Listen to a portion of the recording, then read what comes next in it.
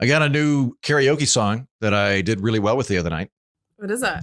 You know what? I got it from Brett Weaver. So, Justin, you might have heard this. Jen, I don't recall if you were there when Brett and EK sung this. It's Let's Save the World by Ninja Sex Party. And it like starts out as this kind of like environmentalist, let's all hold hands and save the planet. But the refrain is your mom single? Is your mom free tonight? And it's this like very, very passionate song about like, what is your mom up to? Do you think she'd want to have dinner with me? And there's some recitative towards the end of, do you think you could love me like a father instead of just as your karate instructor? It's a really funny song. I quite enjoy it. Very nice. When I do karaoke, I want to do songs that other people know because I like having the crowd. Yeah, but I do it often enough that I'm starting to feel like it's like I don't want to get stale. Like if I do the exact same song every week, I don't know, it feels like a rut. So I'm trying to find new stuff to do, and it's hard because I'm a baritone. That's and fun. there's not that much comparatively that I can hit in my range. Most songs in pop and in karaoke are for tenors. Oh, to be a tenor, maybe in my next life. I don't know the difference. Tenors sing high, basses sing low, baritones are kind of in the middle. I'm a baritone. Well, there you go. All right, Jen, can you talk? I'm saying words. Good. Thank you for fixing my microphone, Pod Daddy. There we go. We probably should have done that a while ago. I don't know why I didn't. Oh, well. We're here now. Just in time for me to leave. Perfect. Great timing. I can't wait to rearrange this fucking studio, to be totally honest with you. Oh, I thought you'd be upset that I'm leaving. Glad to know you're like, get the fuck out, lady. Pretty much. I am very excited for all of us to be here via Riverside. That is going to be a boon to me. So that you're not the only head floating. Yeah, no, and like it's my fault. I left. Like it's my fault, right? But there is like it's different when two people are in the same room. So it'll be I'll like it better. We'll all be floating heads. It's true. Good. Yeah. Like I like it when one of you gets sick and you have to go to a different place. You have to be at a different hotel. I'm like, ha! The table's been leveled, as the saying goes. I like it when one of you gets sick. Can you feel the love? Yeah. You've really adopted the trademark warmth of Washington, D.C. You've really opened your heart. Things have become so much more warm. And I haven't even been here 6 months yet. Jesus, what's going to happen when I become a senator? You've I don't know if you've fully been subsumed by the Borg up there. It's getting there. Mm-hmm. I think, we're getting. He's wishing illness upon his friends because it works for him. Because technocratically, it would make 5% difference. That is, if that doesn't tell you everything you need to know about DC, is that everybody's feelings and opinions outside of the district. Yes. If they could just be fully automated, so we could get a 5% spreadsheet difference. Exactly, that would be amazing. Exactly, gang. What we need to do is one.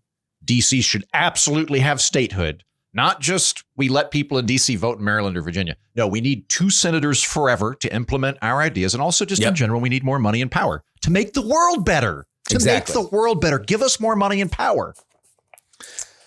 All right. What is your process of leaving? This is your last week here in studio. Yeah. How are you in the process of moving? My house looks exactly like it did for the last year and a half. Really? Yeah.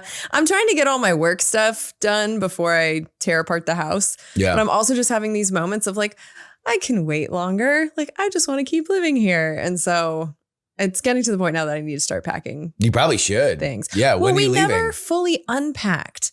So it's like we had all these bins. Just put more tape. Well, so I've moved, 20 times, Joe and I have. And so what we found is that the toughest part is always the little stuff. Like you want to tackle the big things because that's like visually satisfying, but it's always all the little crap. Well, we never unpacked that stuff. So we put it all in bins. And when we moved in, like if you open all our cupboards, everything is still in the plastic bins. So I really don't think it's going to take all that long. It's just the little stuff that's kind of accumulated around the bins. Like I showed up to Justin's house today with a bag full of hot sauce. And I'm like, here. Yeah. This is for you. Jen, so it's stuff like that. I don't like to throw stuff away. So I'm trying to like give away as much as I can. And so when I moved to Texas, I became used to the luxurious life of middle America where there are washers and dryers and washing machines. And I still have a washer dryer. Thank God. I didn't have that in New York. I do that, but I don't have a washing or a dishwasher. I don't have a dishwasher. And my life's just gone to hell. Like the bottleneck is horrible. I finally capitulate. Somebody came over the other night and they were like, "Are you okay?" Because my kitchen just looks like a nightmare. And I'm like, "I'm fine. I'm just like, it's ADHD. You know, it's not ADHD. I'm just lazy. I'm lazy and I can't summon the will to do this." And I literally just bought like 300 like kind of nice looking plastic plates and bowls and cutlery. And I'm like, fuck it. I'm admitting defeat. We're just going to do this. When friends come over, I'm going to pretend I have plates. I'm going to pretend I have mugs and stuff. But for me, no, we're done with this. I'm not doing dishes anymore. Why don't you just get one of those dishwashers that like plug into your sink? That's what we had in California. What? Yeah. like a mobile dishwasher. Because I don't own this. I don't know about mobile. I'm renting here. Yeah. No, but I could take it with me. Like a hermit crab to where I live next. Yeah. What? Yeah. That's the thing. So does it look like a microwave? Kind of. Really? Like it's probably a little bit bigger than a microwave, but you would put it like it's like a mini fridge. Yeah. We put it on top of our fridge, and so you just throw the stuff in there, and it's a washing machine or a dishwasher rather. Huh. I'm going to think about it. Although I'm going to try out this plastic thing first because I think it might be a lot easier and lower cost. What plastic thing? Having plastic plates and bowls and cutlery. Can you have some self-respect? You still have to wash yourself. those. You're a fucking 40-year-old these are all man, disposable. dude. They're like what you get at weddings, like where they look nice, but they're made out of plastic. You just throw them away. That's what I got like 300 of them yesterday. You can't be a dude who wears Don Draper pajamas and ascots and not fucking commit yourself to actually doing your own dishes. Be a real technocrat and buy a thing that helps you do the dishes. Buy a robot that helps you do it. But for the love of God, don't revert to some dorm room frivolity. Well, and if you're going to, at least make it paper. Like, why are you throwing out plastic? You're just like, fuck the earth. I'm lazy. Like, well, they're both going to go to a landfill, and but one doesn't stay there forever. I eat a lot of pizza, and won't that soak through the paper? Like, wouldn't the grease soak through? It's kind of like a flat sponge. How greasy is your pizza? Are we having this conversation? The greasier, the better. Listen, pizza is a cheese delivery system. Like if I lived in space, and God willing, someday I will, I would just have you like use a caulk gun to splooge cheese into my mouth. We know. But as it is right now, I have to have the crust to deliver the cheese. Hold on. I get. I'm going to go back to the person that came to your house. Is everything okay? You're making life decisions based on how greasy your pizza would be. Yeah, yes, of course I am. Like everyone in the universe. Not about whether or not, should I have a certain level of decorum? Should I have a certain level of order to my own house because it's a representation of my own mind and a ordered kitchen represents that my life is going well? Instead, you've just totally capitulated and said, well, my pizza's too greasy, so I'm going to throw away plastic and not paper. Which, by the way, paper I'm also saying is bad. Do not throw away disposable stuff. You need to have some element of stability in your life. You need to have some element of you being able to be a fucking adult. But I'm also stuck on the fact that you don't think that you can have a piece of paper or a piece of pizza on a paper plate. That is ridiculous. No, I'm on this side. No, ruin the environment more. If you're going to be a child, then you should throw away the most environmentally hazardous stuff. Oh, for Christ's sake. You should actually throw away a unbroken 6-pack of those rings that just catch fish and dolphins. Just throw those in there too. Be a turtle murdler. Yeah, a turtle murdler. A turtle murdler. I really like trees. I like trees. So I don't want to cut them down. I'd rather have the plastic. More trees, more landfill. Well, he is the Republican on the show. Fuck you. Start the show. I'm an independent. Spend more money on the environment than either of you. Just setting plastic plates on fire. It's a very Republican thing to do.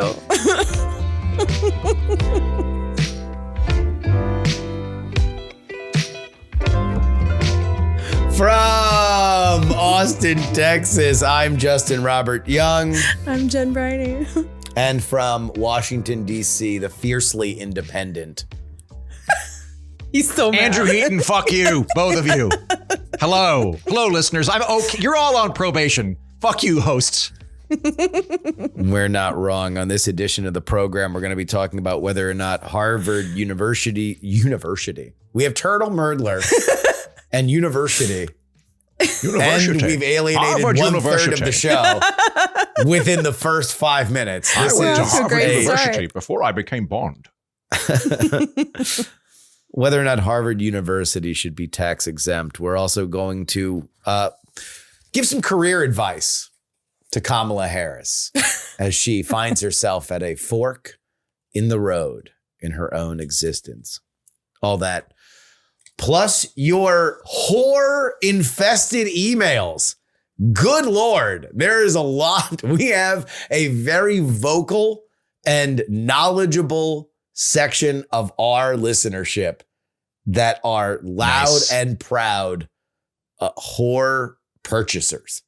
We are the Saul Goodman of podcasts, Johns. and I'm here for that. Johns. Okay. We have a cadre of honest Johns that emailed in after we talked about the Cambridge prostitution scandal last week. A lot of good info. Wait, do we have a lot of sex workers that listen to our show, surprised by or is it mostly male heavy?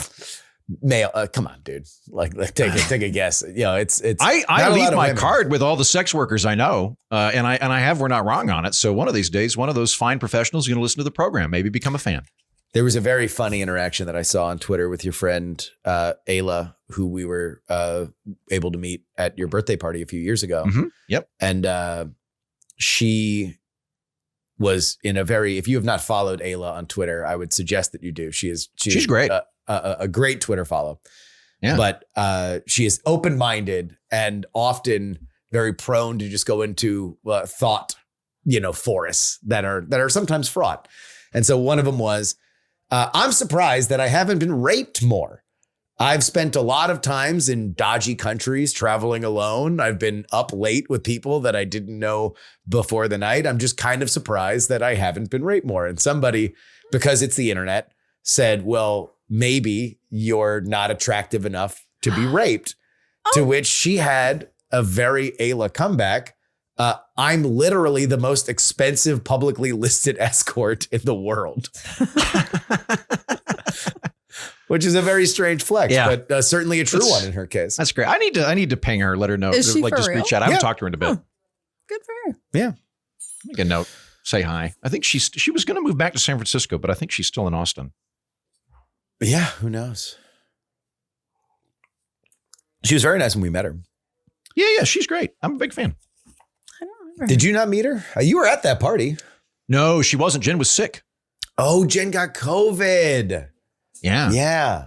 You were not. Or so she says, but she wasn't at my 40th either way. The birthday party. Yeah, I was really upset about that. Yeah. I had a literal escort celebrity there.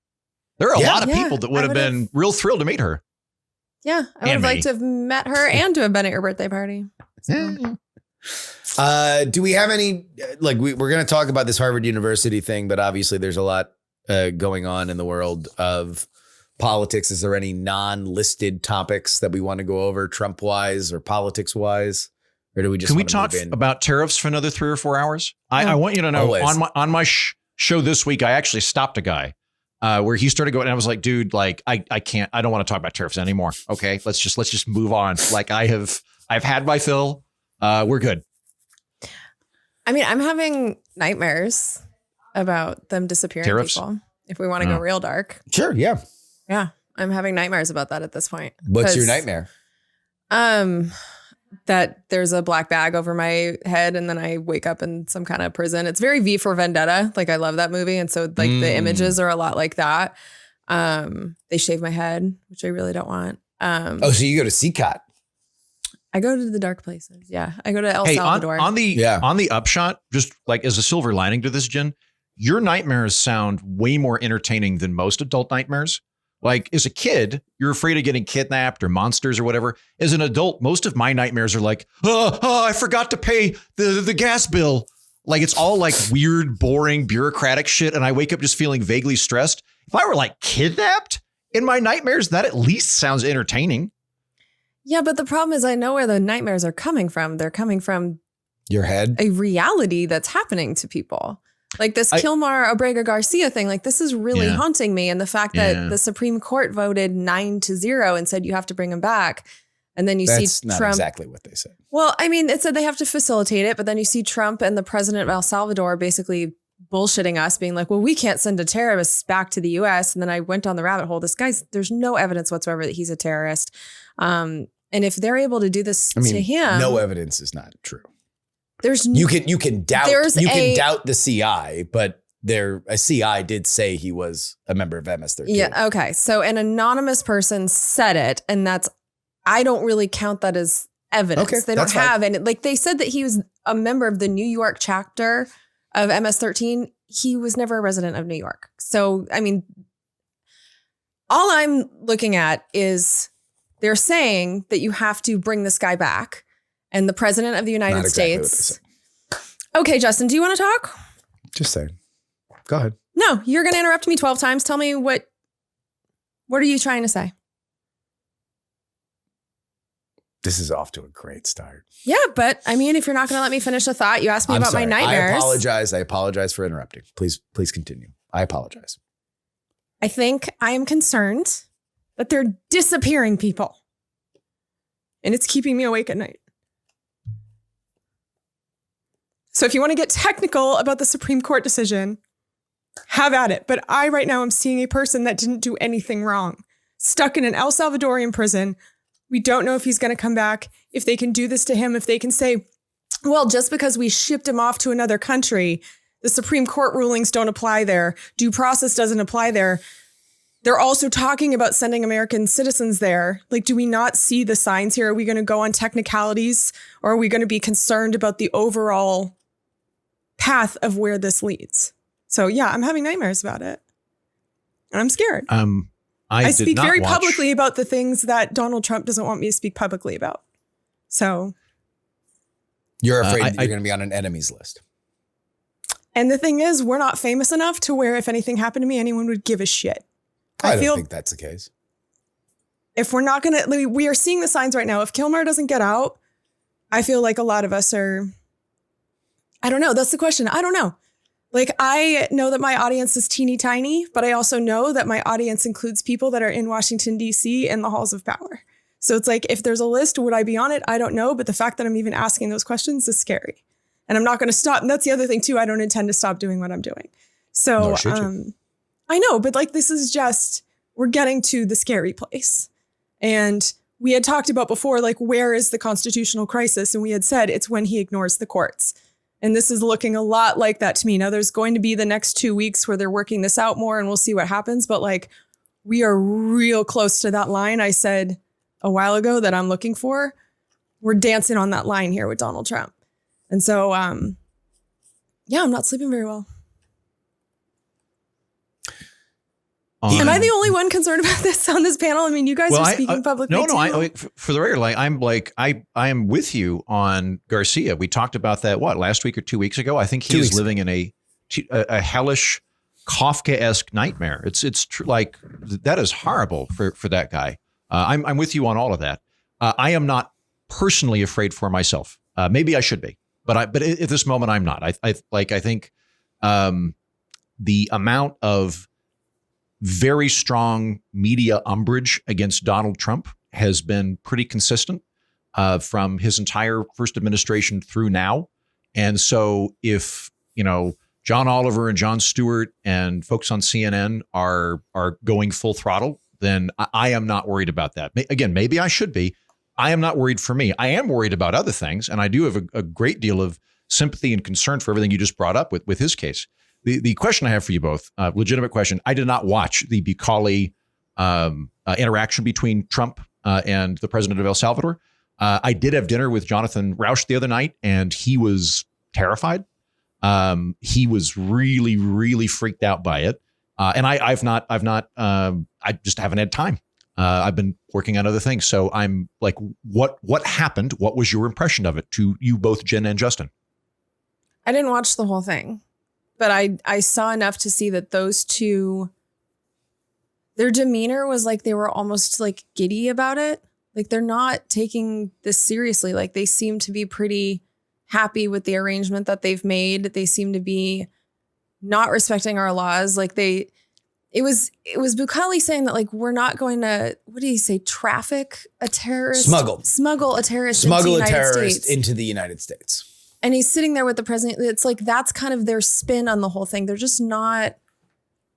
They don't. Yeah, Trump doesn't give a shit. I do think like it's very weird for Donald Trump to be the deal maker guy that's willing to bring the global economy to its knees in tight-fisted brinksmanship, and then to go, hey, El Salvador, we would like to bring back somebody that we fucked up on, and they're like, nope, and it's like, well, that's it, can't do anything now. That there's nothing we could possibly do. Like I find that very disingenuous.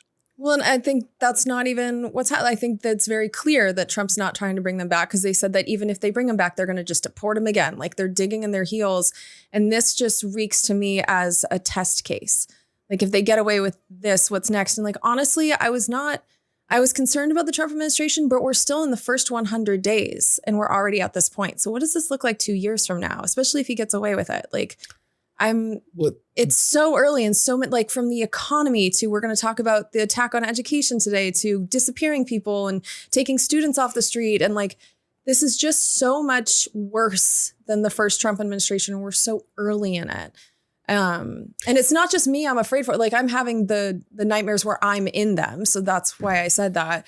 But I'm also afraid for people that I know that are Mexican, or like look. Why Mexican? Because I saw a thing on Twitter where a guy who is now an American citizen was held at the border for hours because I think he had an accent. Like, I don't know, but people are being harassed and they're being plucked off the street. And it's, I'm wondering who we are as a country. It's just, this doesn't feel like the country that I grew up in. It's just, I'm getting to the point that I'm having nightmares. Like, I'm that level of concerned. I heard things about like Trump talking to Bukhari about him opening up additional detention facilities, and then the language I heard was like for homegrowns.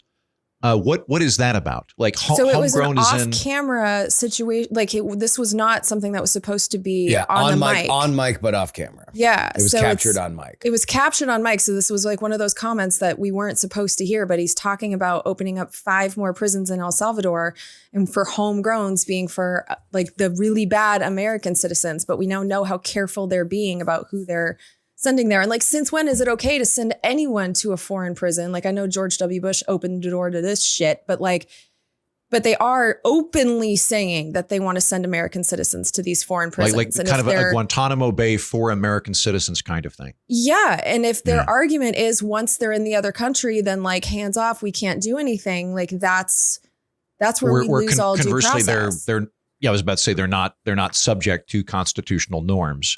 Exactly. Yeah, that's deeply disturbing. Yeah, exactly. Well, let's talk about Harvard. You have nothing to say about that? What? Any of it? Well, I think that we see it a little bit differently. Okay. Like the mistaken part about Kamala Garcia was where he went. Not that he should be deported. He had a final order to be deported before. So even if he did come back, like him then being redeported to another country would be what the order was before Trump came in. So the idea that he would be repatriated back to America, I think is a little bit beyond at least how I understand that case personally. I think I would just be satisfied at this point getting him out of that prison. Now, whether or not that happens again, I think that there is a lot of question as to how that determination was made that he was MS-13. I don't think it's, as I understand the facts of the case, right to say that there is no evidence. I think that you would say that there is disputed evidence. But I'd say there's slim evidence. Sure. I don't think like an anonymous person saying. I mean. And he was wearing a Bulls jersey. That's how confidential informants work. Like, yeah, but like the evidence they're quoting is that he was wearing a Bulls jersey. Okay. A Bulls jersey. Okay. Again. And here's the thing. Kilmar is just one guy. They had 3 plane loads of people already that they put there, and we're not even questioning who they are. So we're all focusing on this one person, but there are other people that are being affected by this, and we don't know their names or their stories. And I think if Kilmar's situation gets taken care of, we're not even going to look.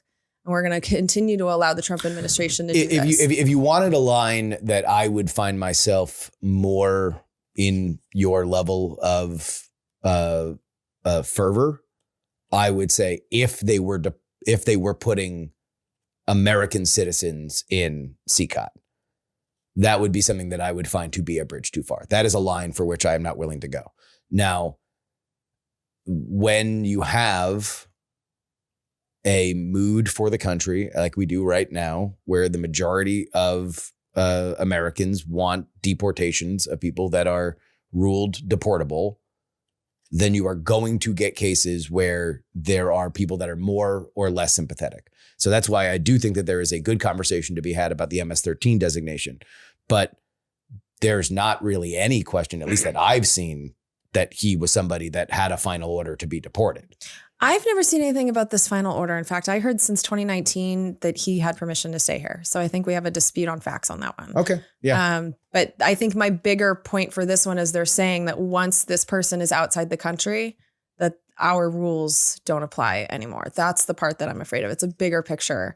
It's the argument that the Trump administration is making that freaks me out. And he's just an example of it. But and everything that they're saying. That would be my line. That would be my line. If you want to know the line would be an American citizen being put in a foreign prison. And that's what they're promising to do. Well, promising, I think, is probably strong language. He was asked, there were two things. He was asked by a reporter whether or not American citizens would go. And he said, do you think that there's some kind of special designation, which would probably be the closest thing that you would say to it. But I don't think that it's a program or a promise. And then there was the off mic thing of get ready for homegrowns, but I have no idea in what tone or part of a conversation that was. That is just a floating piece of audio. Now, is it troubling? Sure. And if you have a especially dim view of everything that's happening, I can understand being pitched about it. But I don't think promising is an appropriate way that I would say it. I think when multiple administration officials say that they intend to send American citizens to be jailed overseas. Who did? I think Homan said something like that. Tom Homan. We now know that the president of the United States has said it multiple times. I've not seen Stephen Miller, I'm pretty sure, was one of them. Like, this is an idea that is being floated by multiple people in the Trump administration. Well, so that is not something that's crossed my radar. Well, maybe because you're less afraid of it than I am. I'll give a bright line on my end. Now, I've not done due diligence on this for the record, so maybe it's trolling.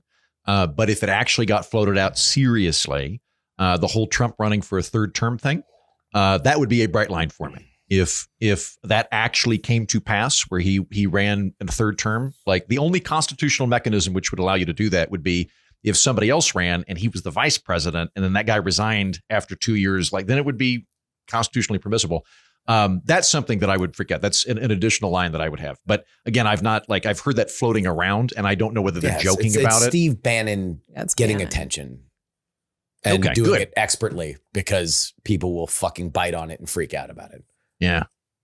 And as for the three names I just listed, I know President Trump has said it. I'm struggling. Like, I know it's been multiple people, but don't take my word as gospel on who the exact names are. But I've just seen it enough times to where I'm taking it seriously that they intend to do this. Sure. You're allowed. Harvard. Former President Trump suggested revoking Harvard University's tax-exempt status, accusing it of promoting political, ideological, and terrorist-inspired views. This follows the Trump administration's ultimatum demanding Harvard alter protest and DEI policies to retain federal funding. Harvard refused, citing the importance of academic freedom. In response, the administration froze over $2 billion in federal grants. Trump's move is part of a broader effort to target universities perceived as left-leaning or unsupportive of Jewish students post Hamas's October 7th attack. Harvard's defiance drew support from Democrats, including Barack Obama, who praised the university for defending intellectual freedom and resisting government overreach. Jen, should a private college like Harvard University be exempt from taxes in the first place? So this is one I don't really know how to answer this, because I know that in other countries, not only are universities not just tax exempt, they're paid for with taxes because they value education in a way that we don't. And so this isn't something I get all that fired up about. But I think that we're kind of missing the plot by focusing on if Trump's punishment is fair, because that's what this is. Like removing the tax exempt status and removing funding from universities. These are punishments for universities that he wants to take down. And it's like, I'm looking at what he's saying they did wrong. And then it's essentially, they're not conservative enough. He's also very pissed at universities that didn't harshly punish protesters. So I think to focus on should they be tax exempt, I think it kind of plays into the Trump administration's hands by pretending that this is anything other than a punishment. Like if he was going to all of the universities and taking away all of the tax exempt status, that would be one thing. But that's not what's happening here. He's targeting certain ones, and specifically Harvard, because Harvard, unlike Columbia, told him to pound sand when he sent a letter. And like, let me just to be clear, what was in the letter. The letter was telling Harvard to reduce the power of students and faculty at the school. It was saying that Harvard needs to, in order for funding, institute merit-based hiring. So they couldn't take sex, race, any of those types of things into account. It's the anti-DEI shit. But the really concerning part for me is that they wanted the government to be able to audit the school to make sure that their hiring was to Trump standards through 2028. So through his entire through his entire term. They also wanted Harvard to switch to merit-based admissions. And also the data about the people they admit would have to be shared with the government. And also those admissions would have to be broken down by race, color, national origin, GPA, and test scores. All of that information would have to be made public through his entire administration. They would also require Harvard to report conduct violations, any conduct violations of all foreign students directly to DHS and state. I have very strong problems with the requirement that there be viewpoint diversity enforced in the schools with government audits through 2028, which I think most of us are seeing as they want more conservative viewpoints, which like when you look at a role of a university, because a lot of these universities, like a lot of the money that we give to Harvard and other elite universities goes to research. And so sometimes research, when you look at facts, just doesn't align with conservative bullshit. I'm thinking specifically like climate science. Most climate scientists don't agree with the conservative viewpoint that it's fine to burn fossil fuels and like, you know, the rate of change is just natural. Like those are political talking points. They don't match what is being found in actual universities. But so this viewpoint diversity, that's a really disturbing one. He also wanted sanctions against faculty who participated in the Palestinian solidarity protests. They also wanted Harvard to end support for clubs engaged in what they called anti-Semitic activity. They then named 5 clubs, 4 of which have Palestine in the name. The 5th one was the National Lawyers Guild. They also required that Harvard discipline the members of these clubs. And so I see this more like they keep framing all of this as cracking down on anti-Semitism, which to me looks a lot like them taking Jewish students and making them scapegoats for their Muslim bans. Cause like this really isn't about anti-Semitism. If you look at the other things that they're demanding of Harvard, they also want a mask ban, which I think is very anti-protester. I think this is just, if the last year and a half, the protests had continued to be Black Lives Matter protests, I think these would be more targeted towards that. I think this is just a general, like, you protest, we want you to be afraid of that. And then they also wanted detailed funding reports to go from Harvard to the government. So when I look what's happening in these universities, whether it's tax exempt status or taking away the money that generally goes to colleges, not for the education of students, but for research, I see this as an attempt to control the most powerful universities in the country. I think that's a way to get the other 6,000 universities to self-censor. I think it's a way to get students to self-censor. I listened to a podcast, and I apologize, I can't remember the name, but there was a Harvard professor in it who said already Harvard professors have stopped emailing each other. They're now using Signal because they're afraid of what would happen if their emails were found. They have been talking to their students who are afraid to speak out and write papers about certain subjects because they don't want anything in writing, especially the foreign ones. They think they could be deported based on whatever they put on paper. I think this is about instilling fear and the goal being to control. And so when it comes to tax exempt status, like maybe in normal times, like that would be the time to have that conversation. But these are not normal times. Tax exempt status and funding is being used as a weapon. And so I hesitate to even go there. Like, I guess I'd be supportive of paying for college with taxes. So I don't really care that they have tax exempt status at this point. But I can't ignore the weaponization of tax exempt status in this particular moment. Yeah, I agree. This is weaponizing tax exemption to try to hurt an enemy of the administration. And it is a huge overreach into the private sector. And I'm very much against this. I think that the corollary to this would be, let's say in an alternate universe, President Lena Dunham goes, I don't like that the Catholic Church doesn't have female priests. That is sexist. So we are going to suspend the Catholic Church's tax exempt status. Like I would go, look, I'm not Catholic, but that's a private organization. They're allowed to do their own internal things. They're allowed to have a different viewpoint and a different goal.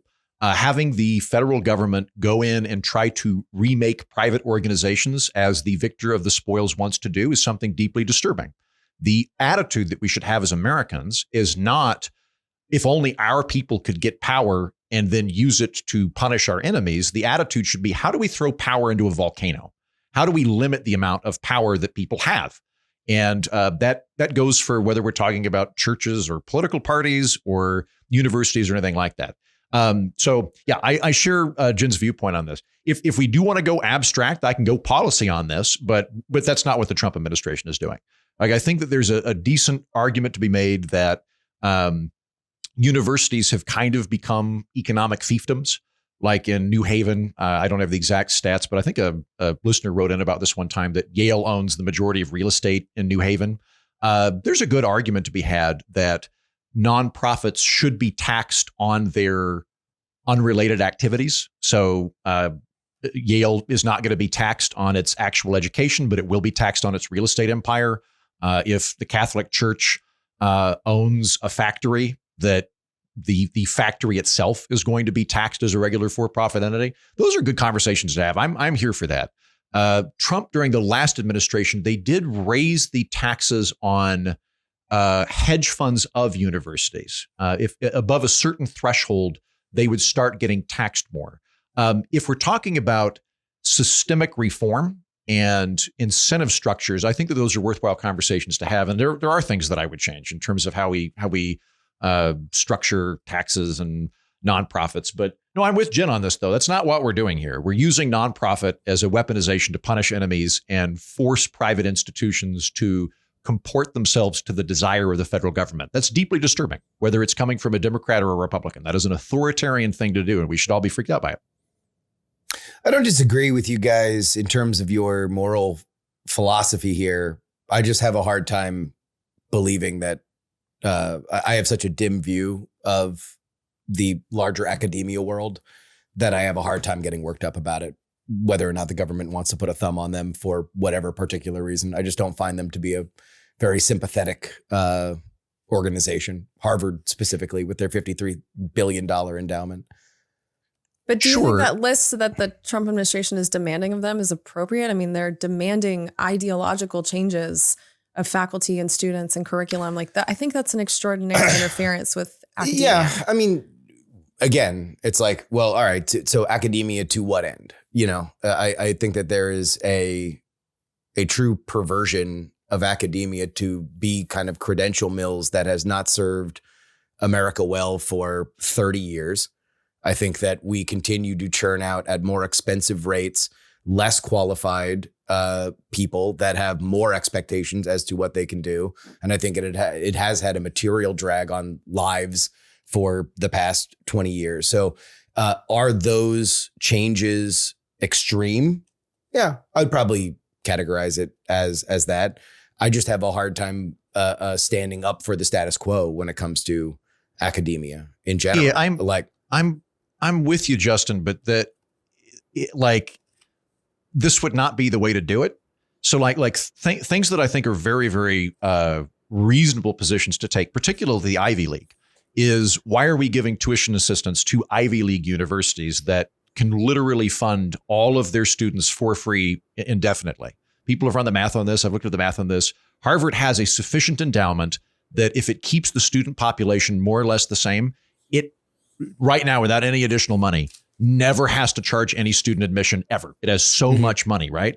So looking at that situation and going, well, why is the federal government giving them subsidies for tuition then? I think is very legitimate. I'm on board for that. Different than the research stuff. I will. Yeah, but also the research stuff, and this is something that I do need to check, but this was a thing I saw floating out there, that part of the discovery of some of these research grants was that they were 60-40 splits with 40% just going to the university. So yes, they were for like they 60% did go to science, but 40% was just a rip to the university. And so it's like you are continuing to fund that.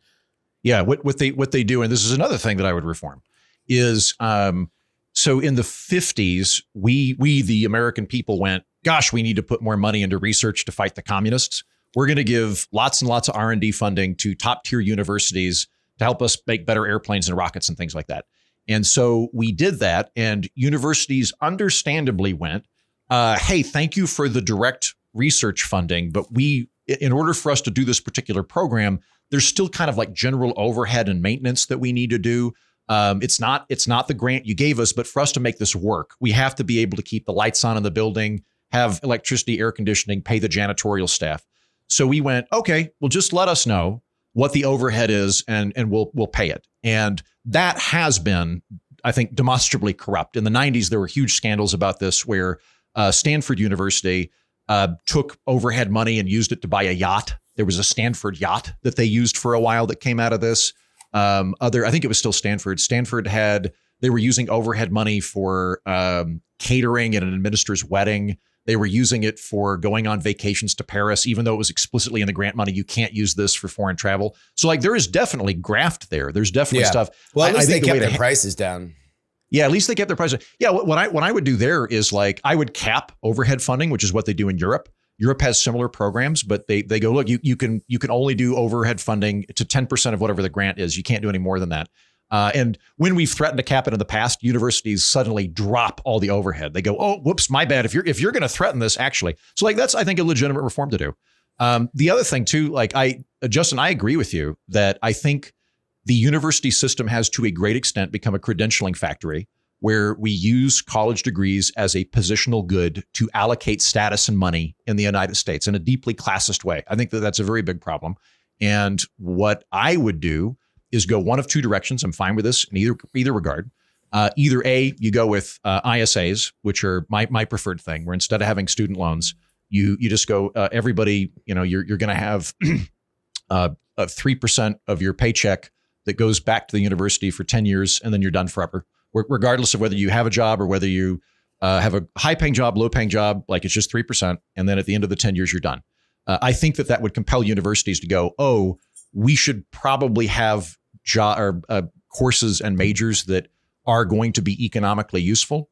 Now, when I say that, what people tend to say is, Heaton, universities aren't about getting a better job. That's part of it, but that's not it. It's about the liberal arts and learning skill sets and being a better thinker. Like you can't just look at this economically. And my position on that is like, great, let's make it free. And I mean this, let's make all universities free and let's just have it be first come, first serve or random. And let's not do degrees anymore because it would be fucked up in classes to do that with libraries and go, hey, libraries are great. Everybody should have access to knowledge, but you're not smart enough to go to a library. You didn't test well. So even though we all think that this is the greatest thing in the world and it's incredible boon to the way people think and making society better and richer, we think you're kind of a dumb fuck and you don't get to participate in a library. So if we're gonna take that venue, I'm fine with it, but let's quit having the universities be credentialed. Let's just have them do lectures. I would be fine with either of those things. We're getting very macro here for a second. Yeah. Because I disagree with that completely. I think that I don't want to have engineers building bridges who aren't credentialed in engineering. I don't want doctors who are not credentialed in medical research. Mm-hmm. I think that credentials have a role and for a reason. And I think we also have a reason why we admit certain students to certain programs because some of them are serious and some are going to college to party. So I think that while there is a lot of validity to the idea that the colleges are there's a problem with them accepting students and not really preparing them for the real world, like allowing students to get a 4-year degree in poetry when we know that's not going to pay. But there is very real reasons to have credentials in a lot of different sectors. And that's important. So I don't want to have a system where it's like we don't actually put on paper that this person has completed the coursework that they have to complete in order to do the job that we're asking them to do. That's fair. And I agree with you. I don't think that the university has to be the sole source of credentials. In the same way that you can become a lawyer and you go through the bar, there's a bar exam. You become a part of the cadre of attorneys through the bar exam. If you want to become a doctor, there is a medical exam you're doing. There's a medical process. I can meet you halfway and say that if the position we want to take is that universities are good because of liberal arts, et cetera, that for liberal arts degrees, we just do first come, first serve. But for things that are engineering, maybe they're structured differently. Like if we'd been doing this all from scratch, I would never have combined vocational schools with liberal arts anyway. I would have made them completely distinct. But I don't disagree with you. There need to be credential systems. I think we're putting so much of that credentialism on universities that they've become credential factories to the detriment of knowledge. And I would like to restructure that in a more expedient and egalitarian way. And to the detriment of a financial future for multiple generations. You know, if you look at the debt that people come out of college with without the earning potential to earn through it, I think it is crushing. And these are debts you cannot declare bankruptcy from. These are debts that have continued to escalate. So look, with to bring it back to this topic at hand, with Trump, did they go too far? Yes, it's the Trump administration. They went too far. Would there be a version of this that I think would probably have broad support, if not just kind of more or less adhere to law, like the merit-based admissions? That's essentially what we have now after the Supreme Court ruling on affirmative action happened 2 years ago. Like you're already not allowed to ask race and stuff on admissions forms. So some of that stuff has kind of already happened. Real quick, we don't have merit-based admissions in the Ivy League. We just don't have racial quotas. We don't have majority of. Sorry, yeah, you're right. The majority of matriculation in the Ivy Leagues is still not merit-based because the majority of people in the Ivy Leagues are there on the dean's list, which is to say donors, or they're there with bullshit scholarships for like halai that they picked up 1 week before they graduated because their parents gave a bunch of money. So what? Like okay, so no. What was the scholarship for? halai. What's halai? Yeah, it's like a thing where you've got highlight, like is that it? Highlight? Where did you stick get the with eye the cone from? on it and you fling the stuff? Yes. Okay, played on a fronton. Yeah. Yeah. So no, this is I think this is a really big problem, by the way. These Ivy Leagues aren't merit based. Like this is a thing. This is like one of the reasons that I wouldn't give them money for tuition, because they don't need it, and you're giving money to a classist incubator.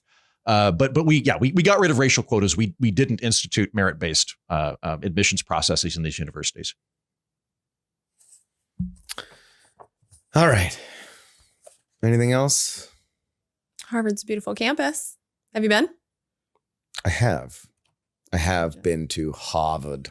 I have wanted not to go parked to my Harvard. car in their yard. Harvard yard. Yeah, I am. As a daughter of Bostonians, that's where I wanted to go as a kid, and then I was told you have no chance, so I stopped trying. But like, I love that campus. It's so gorgeous with all the brick and yeah. You just get that vibe when you're there. I used to take a cooking class in Harvard Square. And I always thought I was like so cool, like getting off the Harvard stop and like walking into my classroom, even though it was like any old asshole could take that cooking class. But like, I went to Harvard, damn it. And I learned a thing. I visited the Harvard campus I visited the Harvard campus under false pretenses that I did not know. So one of my friends was like, do you want to go to the Harvard Lampoon?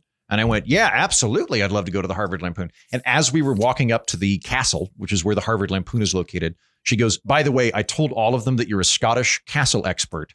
So you need to pretend to know a lot about castles and you're Scottish for the length of this tour. And I was like, hey, all right then. And I didn't know what I was talking about, but I kept the accent going the whole time. And I ended up pissing off a bunch of people when they found out that I'd lied. Did they find out during the tour? No, I posted at the time I was blogging and I posted an article on it and was like, I think the article kicked off with like, how irritating I find Harvard people, because they will find an opportunity to tell you they went to Harvard. I think maybe this ends when you're like 30 or 40, but in your 20s, like just at any party I was at, somebody would be like, oh, I went to school in Boston, not in Boston, near Boston, in Cambridge, Harvard. Like that, that would always come up. So I did that. Then I was like, it was a cool experience. Otherwise, I think I was really disappointed though, in that the Harvard Lampoon at the time, and I only read the one issue, so I don't know how emblematic this is of, or if this was exceptional. There was at least one guy that was absolutely unquestionably plagiarizing Jack Handey. And it amazed me that had got into that publication, because there was no way that he wasn't plagiarizing it. And I was very surprised that whoever was editing it wouldn't be unaware of that. So that freaked me out. And I think they didn't want me publishing that. That's a ghost ship of an institution, though. It was once extraordinarily popular, and now it's just the place where they produce the people that ruined The Simpsons. Is The Simpsons still on? Of course. Oh, yeah. Yeah. It hasn't been relevant in a long time. Nope. But all these Harvard kids keep getting jobs. Yeah. Mm-hmm. So then the South Park guy is like, I can't wait for their new season. The fucking plant. No, it's fine. It's a metaphor. Patreon.com/We're Not Wrong. This week, we'll be talking about which elderly politician had the better pop culture crossover this weekend. Bernie at Coachella or Trump at UFC? Do not even lift it. Don't even. For audio listeners, I'm having a battle with the plant behind me. First the mic, now the plant. I know. We're having a day over here. I know. Jen's just wrecking the studio on her way out. I didn't. She's just tearing it up like a rock band at a hotel. That's true. Just watch out for the fish in the groupie. That's patreon.com/We're Not Wrong. You can go ahead and get another episode each and every week for supporting us. Thank you for supporting us, because you guys continue to do it. We continue to hit new heights on the Patreon. It's very, very exciting. Love it. Let's talk about Kamala Harris. A recent Politico and UC Berkeley Citron Center poll revealed mixed reactions to former Vice President Kamala Harris's potential run for California governor. Wait, do you get to just be vice president forever, or are you former vice president? I think you get to be vice president. So you're forever. Just vice president forever. Yeah, because people still call Gore Vice President Gore. Okay. Yeah. Well, then I apologize, Madam Vice President. Vice President Kamala Harris's potential run for California governor. Among political insiders, 36% expressed indifference, indicating apathy rather than hostility. Registered voters showed more polarized views. 33% of Democrats felt joyful. 41% felt mostly excited, while Republicans and independents leaned negative, with significant percentages feeling irritated or hopeless. Despite her high name recognition and fundraising prowess, Harris faces tepid support from political elites and vulnerabilities among Latino and Asian American voters. Her indecision on entering the race adds uncertainty as Governor Gavin Newsom's term ends. Meanwhile, she remains the polling favorite for the 2028 Democratic presidential nomination. She leads the field with 28% of respondents in the most recent poll, trailed by an ascendant Cory Booker, who was up to 11%. Pete Buttigieg and AOC are tied at 7% below them. Where's Jared Polis? He might be. There's a bunch that are at like the 1 to 3%. That sounds right. Polis sometimes is in those polls, though. Wait, so Polis is only polling 1% better than me? Yes. Yeah. Okay. All right. That sounds about right. Yeah, I got a chance. Heaton, do you think that Kamala Harris will win the California governor or president of the United States? And if you were her personal advisor, what would you suggest she do? She absolutely will win the governorship and the presidency after we are done catching the flying pigs coming out of my butt. Because that is just not going to happen. She might win the governorship, but I don't think so. I think that I see two things going on here. One, granted, this is anecdotal, but I just didn't meet a lot of Kamala stans until she was the default Democratic nominee for the 2024 election. Like I've met people that love Elizabeth Warren. I've met many, many Bernie supporters. AOC people. I've met a lot of people that loved Hillary Clinton. I just never really met anybody that was like charged up about Kamala Harris in her own right. Then when a shambling corpse of a president was put out to pasture and the cadre of Democratic lizard people all went, I guess we go with Kamala. I got to pause you just for a second. I apologize. Did you guys see Biden speaking last night? His first speech since the election? I didn't see it. This? No. I've seen headlines, but I didn't watch the it. clip. He mentioned growing up in Delaware, not being around black people, or as he said on stage, colored people. Anyway. Oh, wow. Yeah. Wow. Okay. A bus full of what they called colored people, I believe, was the exact term. A bus full of colored people? Well, as they called them at the time, colored people. Is this like the new binder full of women? I'm going to miss him. I'm going to miss him when he's dead. I'm going to miss him when he's dead. This is like, I get kind of like, okay. Seems like it'll be soon.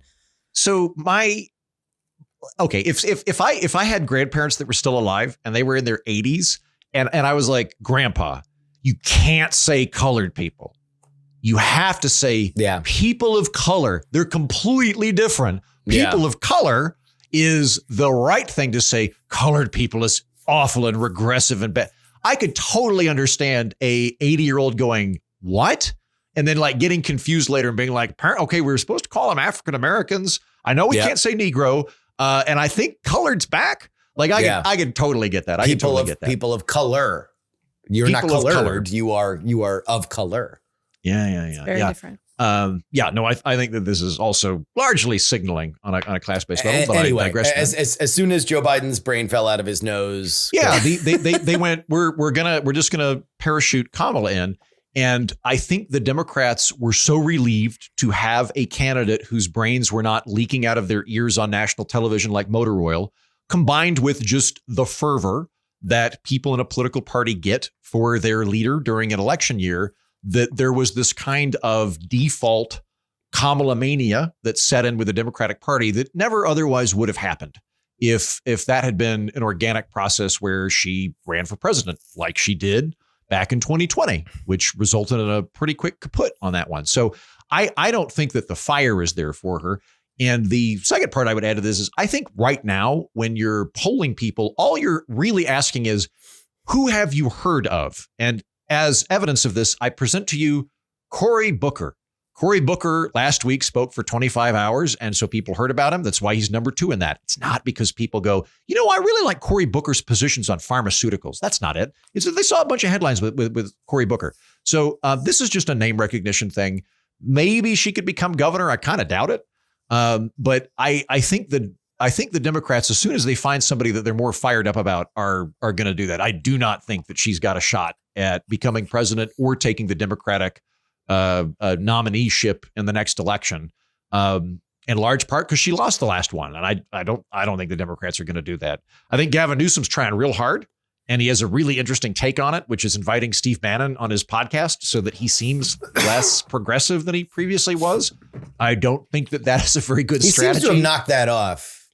Yeah. He did a few of those, and then he hasn't brought any right-wing reactionaries on his show recently. Yeah.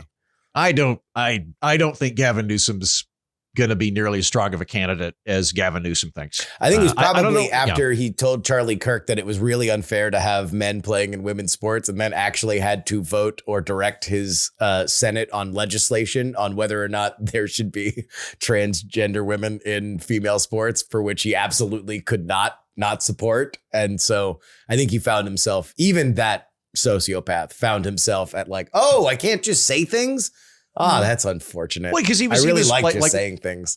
He was, I don't know what the term is, right washing. I've heard the term sane washing. He was basically trying to like I'll create a national platform where I talk to conservatives so that I seem like a moderate. And I think he also misinterpreted I think there's a lot of appetite within the Democratic Party for a moderate or centrist who will stand up and fight. I think that's different than whatever Gavin Newsom is, who is nice to conservatives. I don't think they're the same proposition. I think he fundamentally misunderstood that. So I don't think either of them have a very good shot at getting the presidency, but I definitely don't think Kamala Harris does. Jen, you're a California girl. Do you believe that Kamala Harris will be the California governor or the next United States president? I think she has a better chance of becoming the California governor than president. But just like Andrew, I don't know anyone that's excited about Kamala. You don't know a K-Hive person? No, and that's interesting based on the fact that I went to the DNC where she was anointed. Where you guys came back and on an episode without me both said that she was going to win the presidency. I mean, there was a hefty dose of hoping there because as we have now established, the Trump administration is insane. But she, like, I don't know if you had the same experience at the DNC, Andrew. Did you ask or like try and get in a conversation with anyone about the fact that she wasn't elected in a primary to be the president? Like, did you even try to have that conversation? I had that conversation with one person who I thought had a decent rejoinder, which was, we're at the very last minute. We just don't have time to go through this. It would be too sloppy, too much infighting. Like we should have had a primary instead of having Biden. Yes, I agree with you, Heaton. But just practically speaking, this is not a possibility this late in the game. That was kind of the impression I got. Okay, because I was met, and like I did it in more group settings, but I was met with hostility when I brought it up. When I was just like, we're talking about being the party of democracy, and yet, no one actually picked Kamala for this position. People got mad at me for even saying it, So it's like, not only were we not excited about Kamala, but it was just like, shh, she's the one we actually want. It was almost like they were trying to stop the reality from being discussed, that she was picked by just the insiders of the Biden administration. And now we know some real gas lamping. What is gas lamping? Jen, do you not know gas lamping? It's everybody calls it gas lamping. It's when it's from that film Gas Lamping, where that guy kept turning down the gas lamps to make his wife go crazy. I'm kind of surprised, Jen, that you don't remember gas lamping. Yeah. You should kind of maybe think about your other judgments. We are talking about gaslighting, right? No, it's gas lamping. No, it's called gas lamping. It's gas lamping. Okay. It's called gas lamping. I stand corrected. And like everyone was super excited about Kamala. That's totally what happened at that place. Yeah, they were super excited in the moment, but I do think that it did not take a lot to kind of scratch the surface and have it be something else. The excitement in that room was palpable, but I got more of the vibe where it was they were excited that they had a chance because Biden stepped aside. Yes. I don't think the excitement was actually about Kamala. It was, we are excited about the not Biden of it all. Yes. And so I believe it was Mr. Justin Robert Young who floated the idea that they were going to give her the nomination because they thought they were fucked anyway. And so they're just trying to make her go away so that she'll go hiking with Hillary Clinton forever. I think that there's something to that. And that was not my opinion. That was something that was told to me by a very wise man in the know for whom all of his predictions came true nearly to like the day and decimal point. Justin, he wasn't an old drunk at the tune-in, was he? Because that would be amazing. No, he was not. He was somebody that knows people and told me at the RNC, not only that Biden would drop out, which he had not done yet, the day he would drop out, why he had not dropped out before then, and then that the DNC did not believe, or the powers that be did not believe that Kamala had any shot. And the reason why they wanted to just push it forward was that they just knew this was lost and they would rather try to clear the decks and just reset the entire party. Now, for all the big brained thinking that might have come from these, grand poobahs of the party, I don't quite believe that they have gotten their grand reorganization that they might have wanted, but who knows? They have plenty of time between now and, well, not the midterms really, but they have plenty of time between now and 28. Well, I mean, this is going to be an extraordinary 4 years. And I do think that the person who's going to get the Democratic Party nod is someone who actually leads and makes people feel better in these next 4 years. Kamala has been gone. We have not seen her in 4 months at all. And even when she's around, we don't know who she is and what she believes in because she's flip-flopped so many times. As we now know, she was told, by Biden, essentially, as you're running for president, you need to make sure that there's no daylight in between us. And she actually kept that promise. It was like, once you get the nod, you don't need to listen to grandpa anymore. But like she did. So she's someone who takes orders. She's not a leader. And we all know this now. So I just don't see her being the person that we're going to turn to based on her silence 4 years from now. Because if she's not around now, I don't know what she's planning to do from here on forward, but I'm not inspired.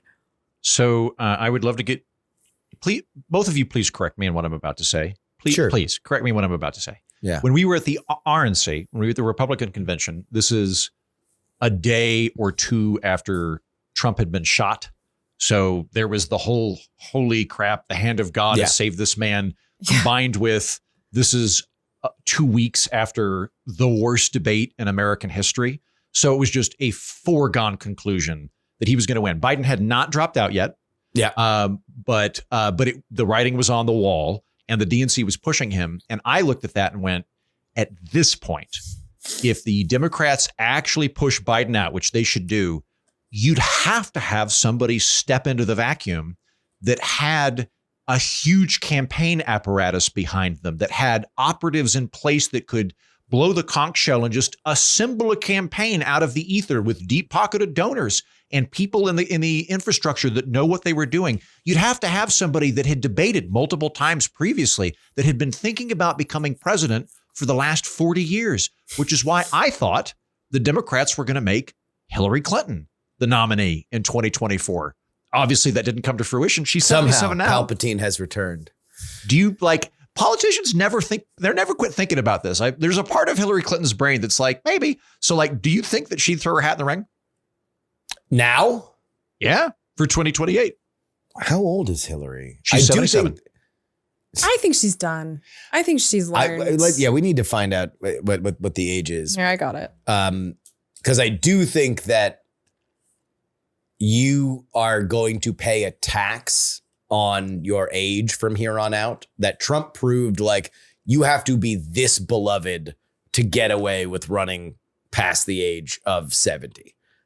You probably you're going to see more and more people that are going to be in their 50s and 60s as opposed to their 70s, because unless they are hugely beloved. And we're going to get to Bernie in the Patreon episode, but she's 77. Yes. I think Hillary's that's a wrap. That is a wrap on the Hill dog. Justin, but I do think that she has more passion for her. Yeah. Than Kamala did. I know people that love Hillary Clinton. Yeah. I think Hillary Clinton losing the election broke brains, a significant portion of brains in America, and they've not been repaired. They were not repaired with Biden, and they certainly that's absolutely true. Are not repaired now. They are fully being torn asunder at this point. And I think Kamala was a reminder of that, but it was the difference between having your big toe hit with a hammer and having it pinched with a little tweezer. Well, I mean, Hillary Clinton, and we all know I'm not a fan, but I do have to give her this much. She tried things. As first lady, she did go for healthcare and she has opinions and she sticks to them. And she did do things that were hard. She did help George W. Bush launch the Iraq War. That was not a terribly popular thing to do, but she believed it was the right thing to do. And she did it.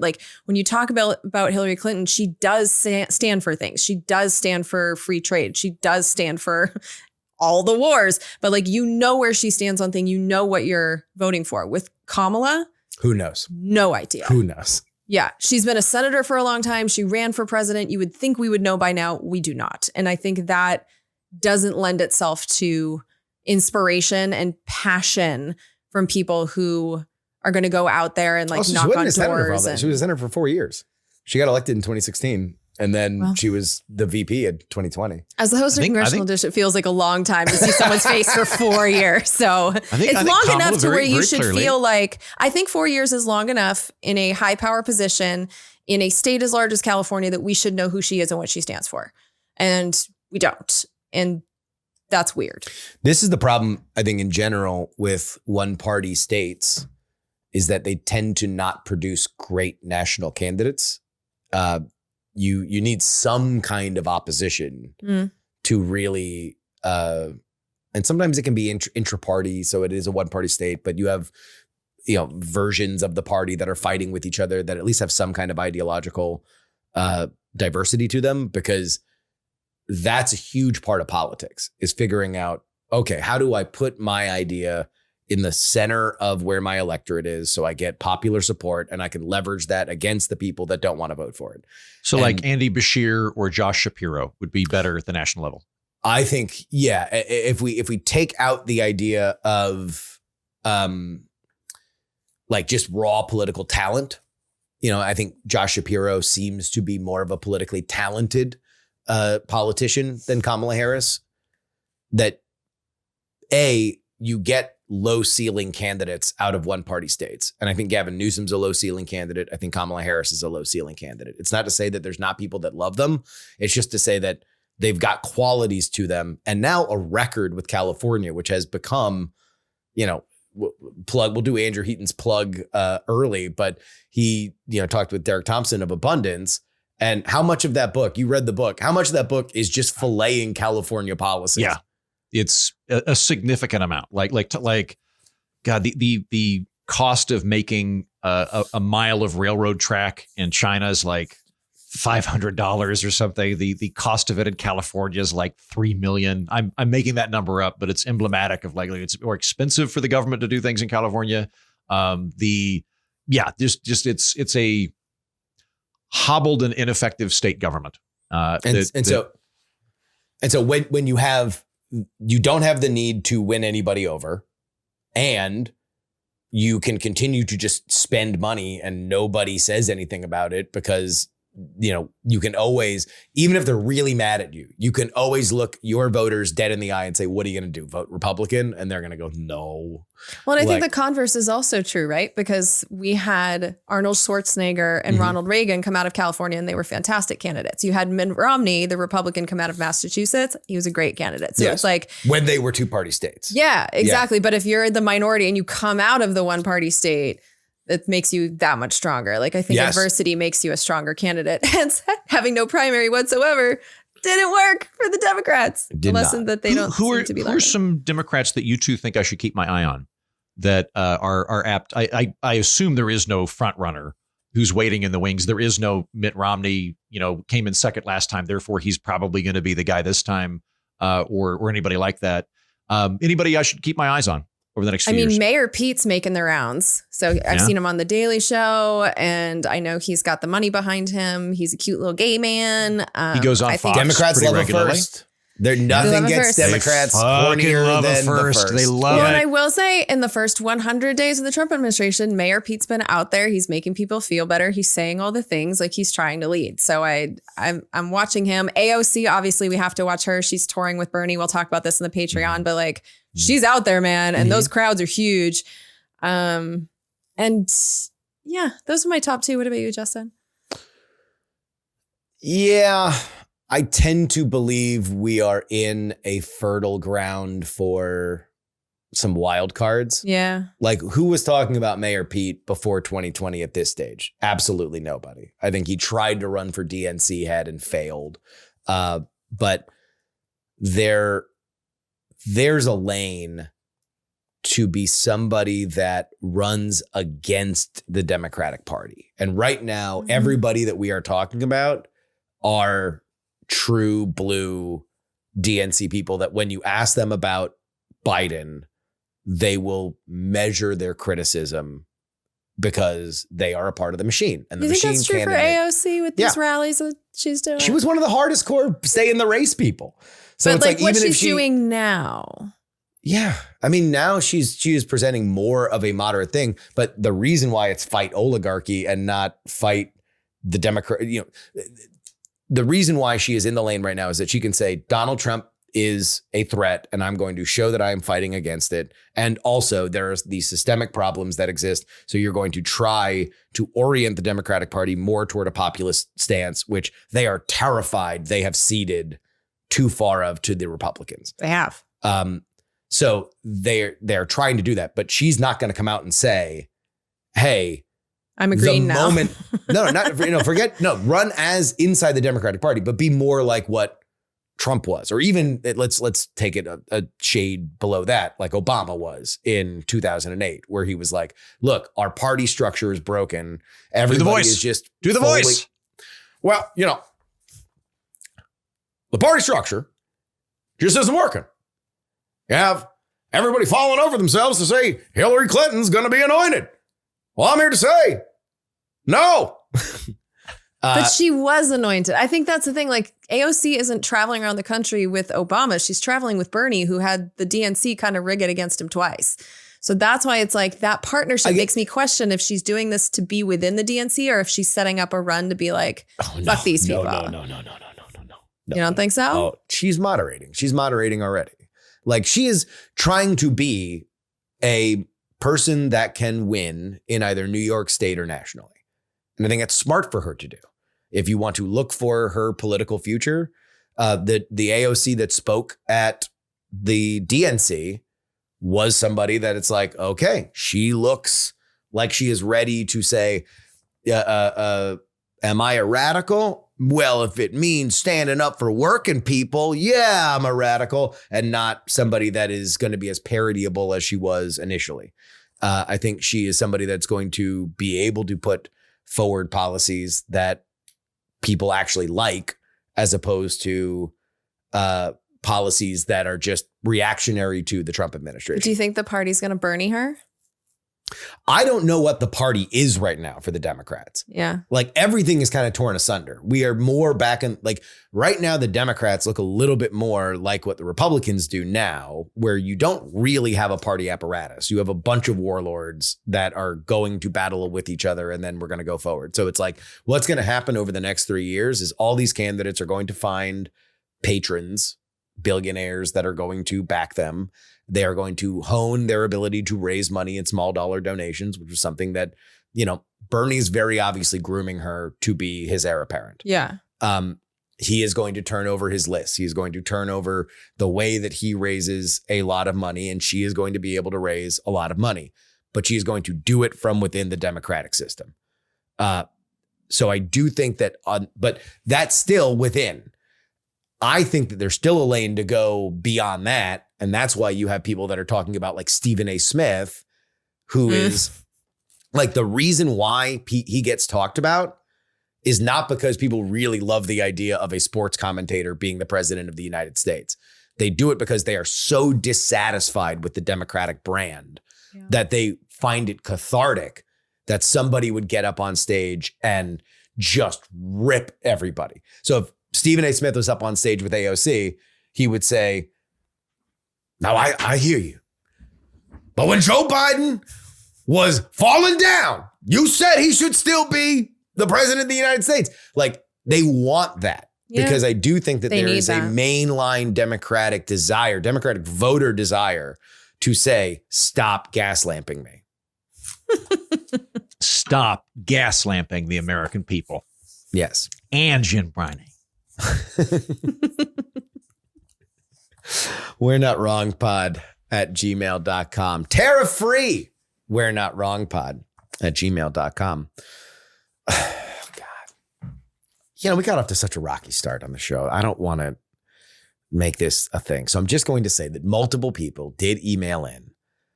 And yes, Southwest is holding their shareholder voting leading up to their annual meeting in May. We're not trying to make this a thing, but multiple people emailed in about it. So we're just putting it out. Do we know the date? Have fun. Southwest shareholder. May 16th, I believe. I'm busy. Where is it? Multiple people have asked your opinion. It's probably in Dallas. No, it's all virtual. Oh, well. Oh, well, that doesn't sound fun. I'm not a shareholder.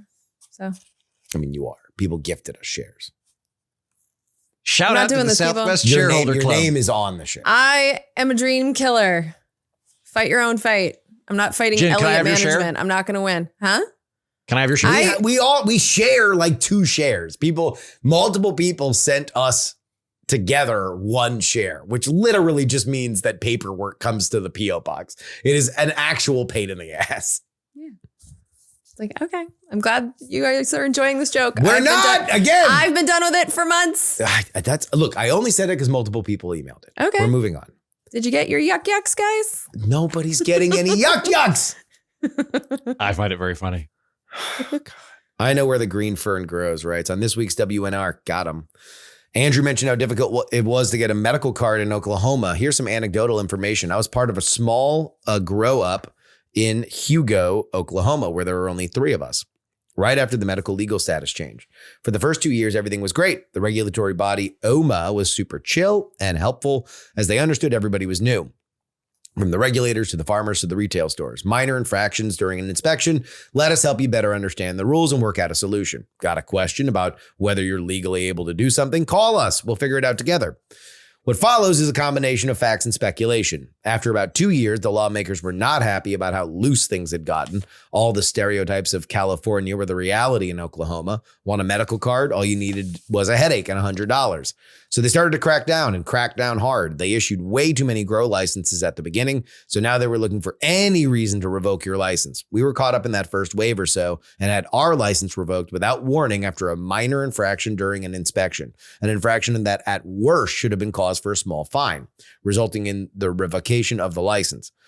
All without warning that they were going to come down with a heavy fist. So I wouldn't be surprised if rules and regulations tightened up across the board, including getting a medical card. Yeah. Well, first of all, shout out to Hugo. Hugo's a great place. Hugo's where American circuses would winter for years and years. Huh? I'm being stupid. Please. You got me with that one, though. I like it. I'll skip my Hugo adoration. Shout out to Hugo. Yeah, all of this comports with what I've seen. Oklahoma got medical marijuana licenses in, I want to say 2012. And subsequently had a referendum to just full on legalize marijuana, and it didn't do it. Now, part of that could be that there was a backlash. It could be that enough people went, that's a step too far. But I think probably a large part of it was that entrenched interests that had been given a medical growing license went, well, hold on a minute. We don't want this to just be flat out legal. That means that we would get a lot more competition. We don't want more competition. You also had state legislators, and this happened in, I think, Michigan as well, that look at the market and go, oh, things are becoming too cheap. The goods are becoming too cheap. If we give too many licenses out to grow, they'll only become cheaper. That could hurt the corporations that are existing in our state. We want to help them by protecting them from competition. So yeah, all of that makes sense to me. I think you should always consider that there is a regulatory framework that is being propped up by big companies because they benefit from it and they don't want to have additional competition come in. And now it's time for the Andrew Heaton Sports Question of the Week. By popular demand, by the way. We got a few emails on this over the last few weeks. So Heaton, knowing his history, did you think Rory was going to gag on it? If anything, I'm surprised he didn't gag sooner. I don't mean to be a dick here, but I have thought Rory is a showboater from day one. I looked at that guy, and thought, that dude is a show pony horse. Mm-hmm. And he is going to go out there and prance across the field and/or arena. And he is, when push comes to shove, mark my words, I said, when push comes to shove, he's going to gag on it. And lo and behold, once again, I was right. Were you? I think so. Yeah. I mean, just look at the scorecard, dude. Well, the scorecard said he won. Yeah, we did. We looked at it. Well, okay. If you're looking at the just the numbers, sure. The grand slam. He got the grand slam. Yeah. Right. Yeah, he got the grand slam. Yeah, but like at what cost, right?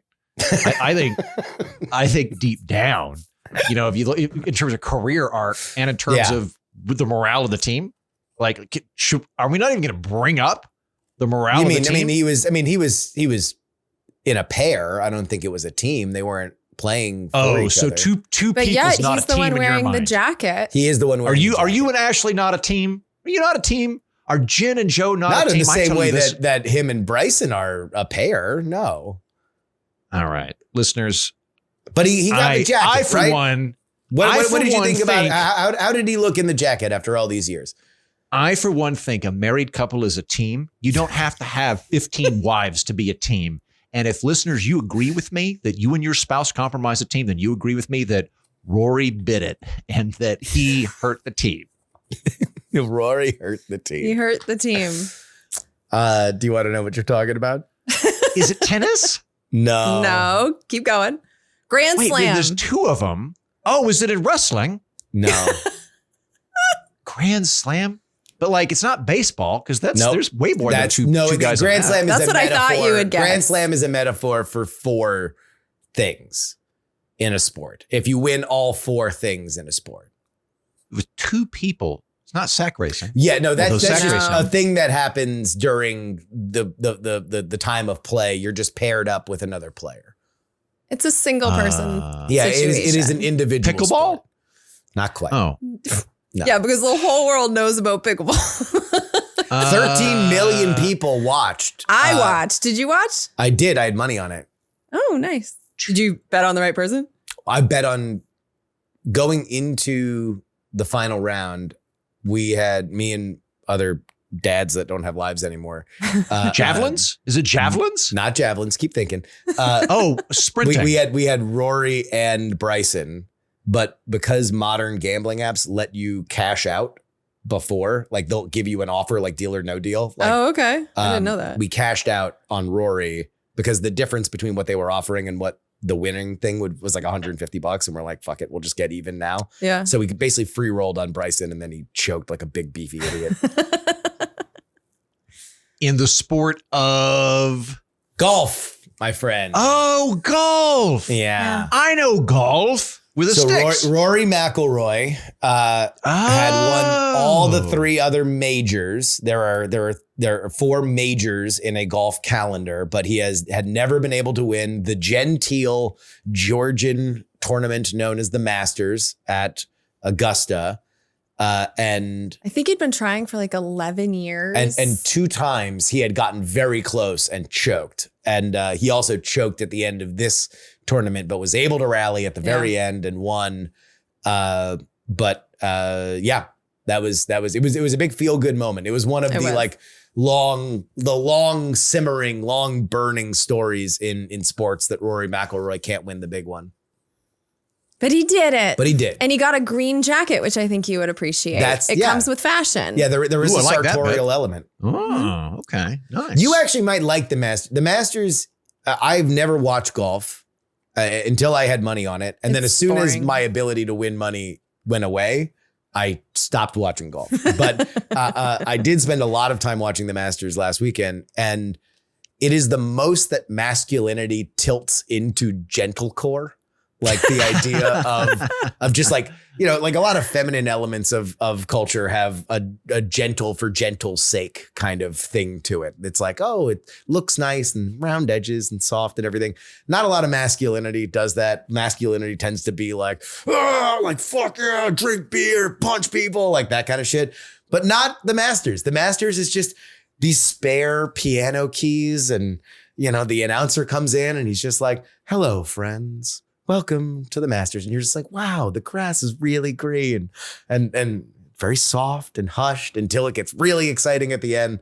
But yeah, I enjoyed my experience watching the Masters. So I was forced to by my golf loving husband.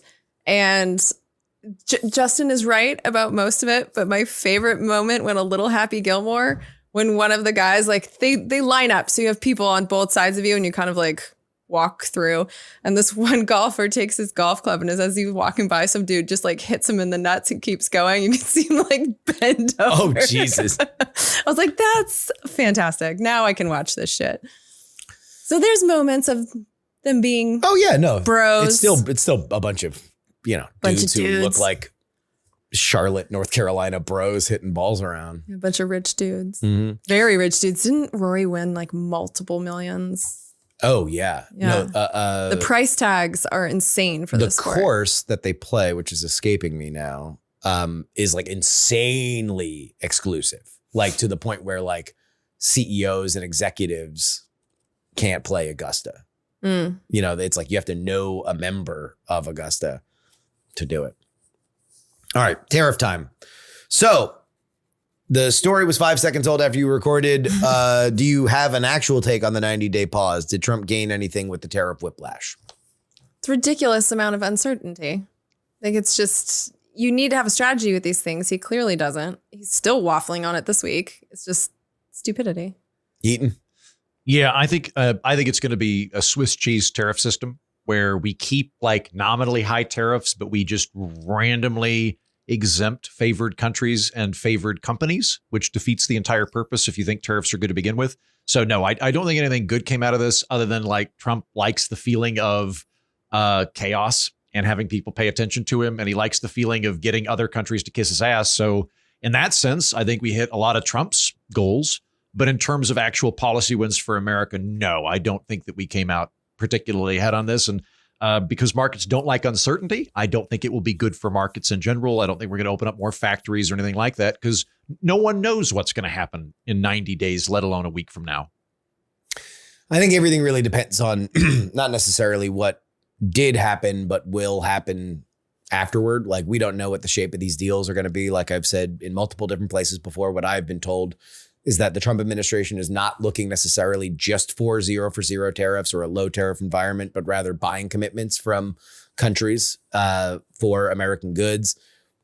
If X amount of those come in, and now that is the kind of assurance that certain companies need to beef up factories, who knows? But I'm not putting any kind of money on the idea of the Trump administration. The best that I could say, if I was trying to be kind to them, is that if Donald Trump came out on Liberation Day and said, I'm putting 145% tariffs on China and a 10% blanket tariff on everybody else in the rest of the world, the market probably would have freaked out about as much as it wound up doing anyway. And he wouldn't have had an opportunity to say, calm it down, quote unquote. But that's where we are now. And everybody seems to think that this is a lot more calm than it was before. So if you wanted to get to a higher general tariff environment, especially on stuff with like cars and lumber and steel and all that, he says semiconductors are coming next, who knows? Then this was a way to be totally BSI and now seem less BSI, which is, I guess, better theoretically. But BSI. What's BSI? Batshit insane. Thank you. I had dinner with a Trump, somebody in the Trump administration last week. I will not say who they are, but they work at the Eisenhower building. They work next to the White House. They were part of the administration.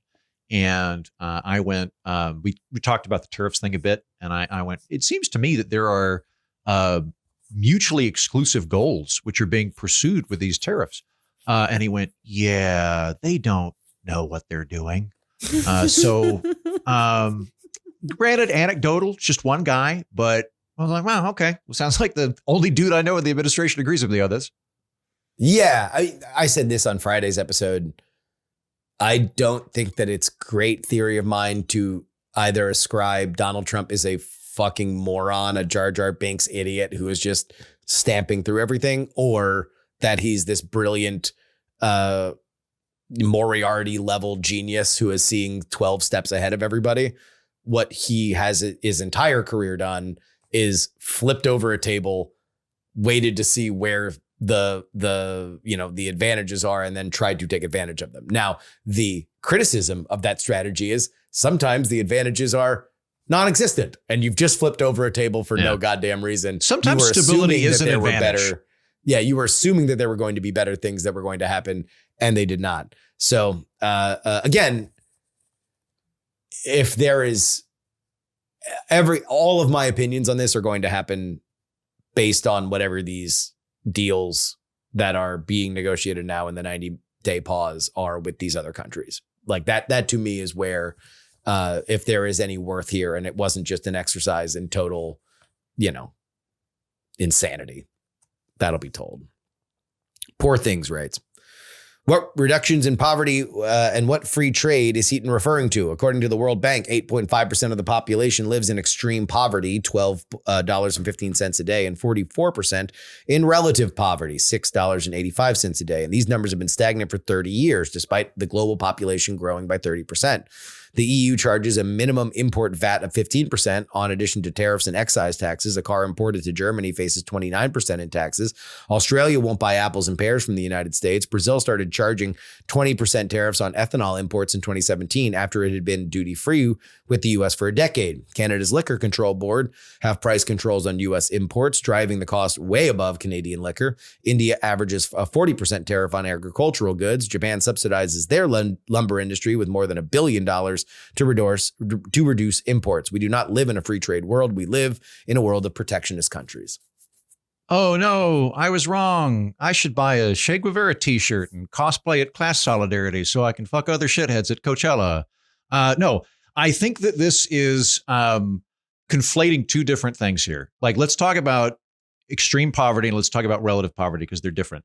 Extreme poverty has dropped over the last 30 years. Using the World Bank that you cite, like they would tell you that extreme poverty was about 40% when Jen was born, when I was born, when Justin was born. It's gone down to about 9% now, while the global population has risen. So there's been an absolutely demonstrable drop in extreme poverty. And the reason that happened was that in the 80s in particular, there was the collapse of the Soviet Union and the repudiation of communism. And the practical application of that was where most of that extreme poverty was eliminated, was when India, China, and Vietnam decided to significantly abandon top-down command economies and embrace free enterprise and open markets. That was where the majority of those gains happened, was open trade with them, globalism, all of those things. Those are really, really big drivers in eliminating human misery. In fact, they're the largest drivers in anti-poverty campaigns we've ever come up with, free enterprise and open markets. If we want to get into like a terminological conversation and go, well, Sweden's social democracy, they're not capitalism, and China's technically, I don't really give a shit. I just want to help people. And we've pretty well figured this out.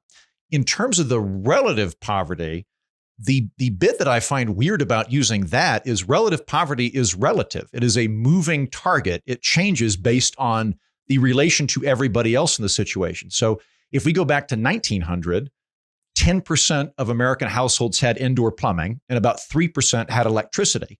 But if you didn't have electricity or indoor plumbing, you weren't considered poor. You weren't relatively poor.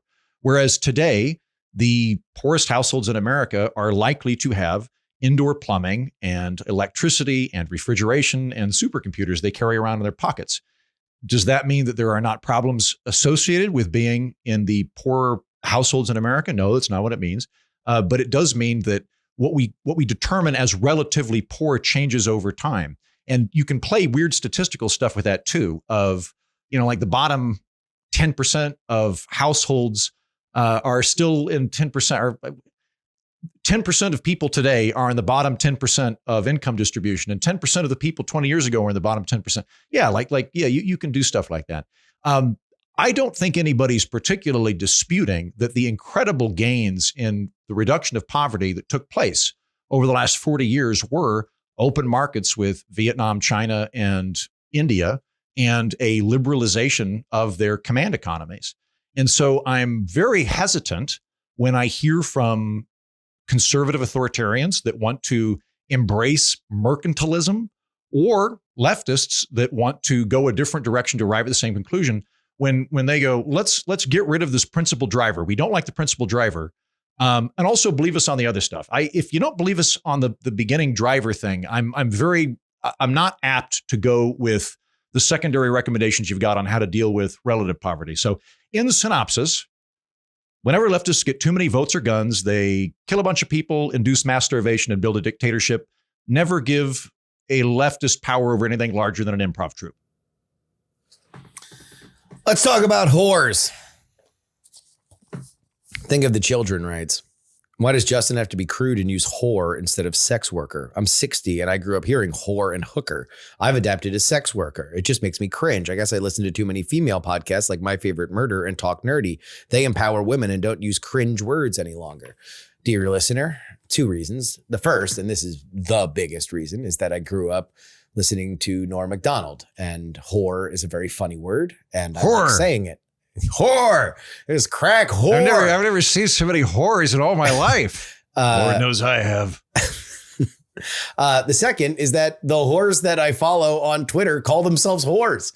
You are out of step, my friend. Sex worker is passé. That is an old patriarchal yoke that has been laid upon women who can call themselves whatever they want, including the aforementioned earlier in the podcast, Ayla, who calls herself a whore lord. So I think that it is very much within empowering women to call themselves whatever they want, unlike your regressive need to put a certain label on them. And I think saying whore is funny. As the woman on this show, I will say that I'm not a big fan of word policing. So if we're talking about a concept and if the people who are actually the people in this profession don't seem to mind the word, I get that maybe it's your age, maybe it's the other people you listen to, maybe like some people in your world think the word shouldn't be used. That's your determination. I don't think it's particularly offensive. Like if there's a mass movement of people in the profession that want us to stop using the word, then I would tell Justin to stop it, but that is just not the case. So I'm sorry that it bothers you, but that's a you friend thing, my friend. I'm sorry. Yeah, I don't care. The few friends I have that are in sex work will jokingly call themselves whores, so I will as well. I'll add that I think that there's this weird thing that we do as a culture now where we'll say sex worker, but still imply it's really bad to be a sex worker. So is it the term or the thing that's bothering us? Because these are different. Like I read an article a few years ago talking about how onerous student loans are. And the person writing it, I think in the Atlantic, went, this 22-year-old that was trying to get a degree at Duke or Dartmouth or wherever had to resort to sex work in order to pay for it. Well, if it's so fucking horrible to do sex work, call it prostitution at that point. Like, is it bad or is it morally normal? Well, and also it's morally normal, then yeah. I mean, we were defending those women's right to have the job and do it with dignity and with safety. So I think that's what matters more than what word we use. Yeah. My problem with it is that there's just no end to it when you start getting chased off words. It's like, if Charlie Kirk started saying sex worker with a hard R, then we wouldn't be allowed to say sex worker anymore. And it would be a person who engages in erotic business or something. Usually the words tend to get longer and weirder and less poetic, and something as ancient as whoring, I think, should have a good, funny word attached to it. Whore. Who runs the world? Whores, right? Since the days of the Babylonians, there has been a running motif that promiscuous women, ladies of the night, the loose women, are part of what civilizes men. After all, it was wine, a hot lady, and a haircut that civilized the wild man Enkidu in the Epic of Gilgamesh. To put a more American point on it, whore civilized the West. Take Wyoming, for example. You had cowboys, miners, and ranchers shooting each other constantly. Then whores got to Wyoming, and towns sprang up around brothels. Then came the saloons, the shops, the banks. However, when entering saloons run by whores, you had to check your guns to ensure the peace. The madams often ran these towns in influence and administration. They also had many similar rules as that ethical madam that you covered. Whores have such sway in Wyoming that they held up statehood until the right to vote for women was guaranteed. Not only is sex work real work, it is civilized work. There is a great book by Thaddeus Russell called American Renegade History. It's one of the first interviews I did on my program that would very much agree with you on this. American Renegade History by Thaddeus Russell maintains that American freedoms come from drunks and whores.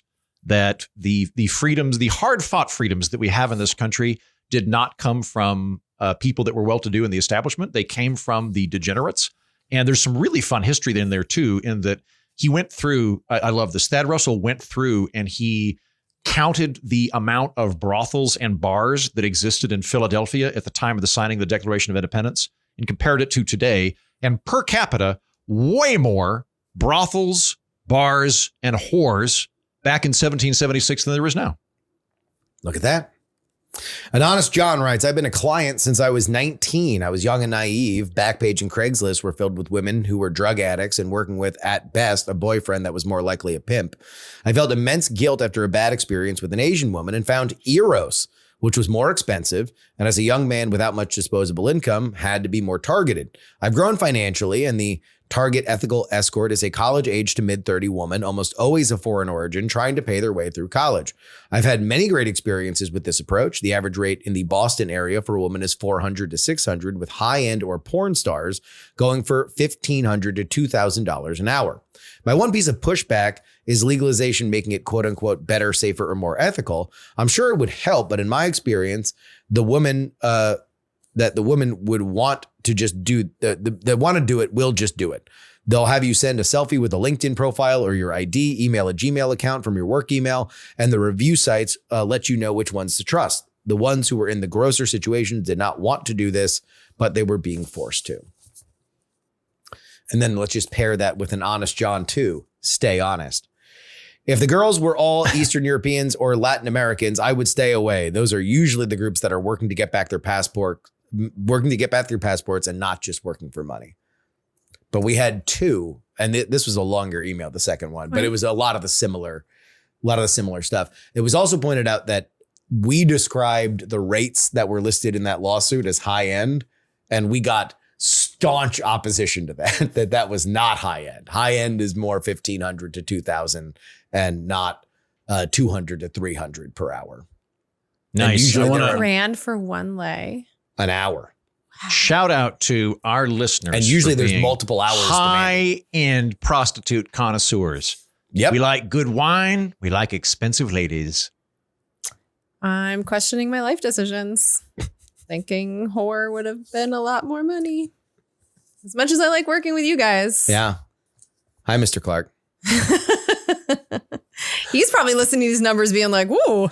We're Not Wrong is a production of Dog and Pony Show Audio. Our editor is Will Saddleberg. On PX3 this week, I talked to the great and powerful Tom Merritt about Meta's federal trial. And then I have Gabe Fleischer from Wake Up to Politics on Friday to discuss the Donald Trump first 100 days are the blank most first 100 days. We're going to see a lot of these articles that are going to come out in the next week.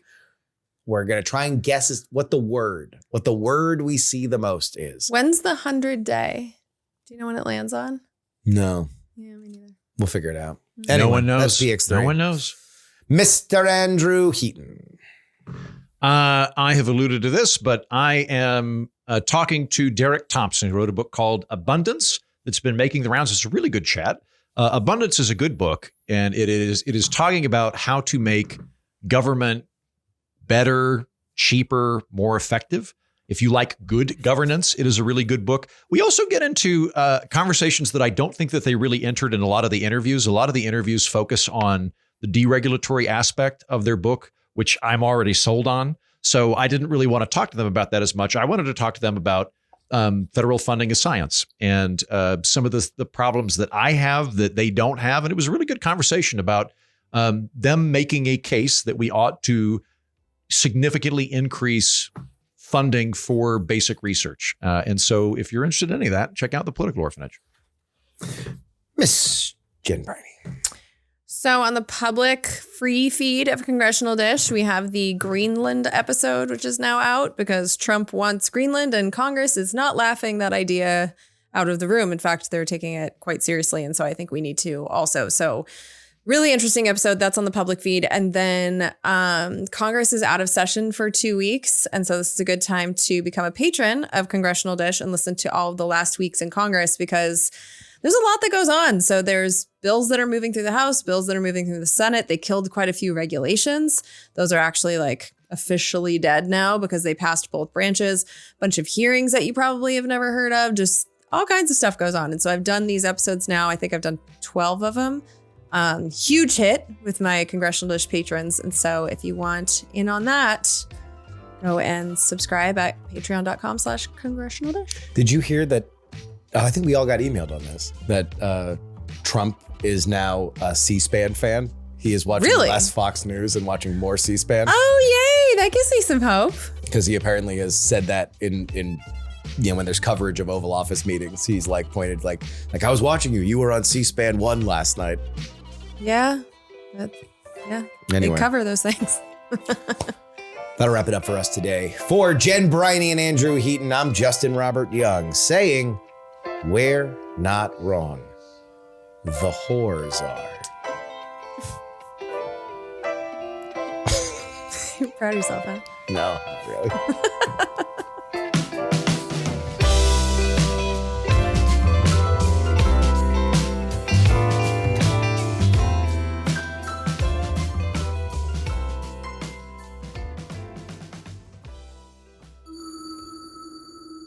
Dog and Pony Show Audio.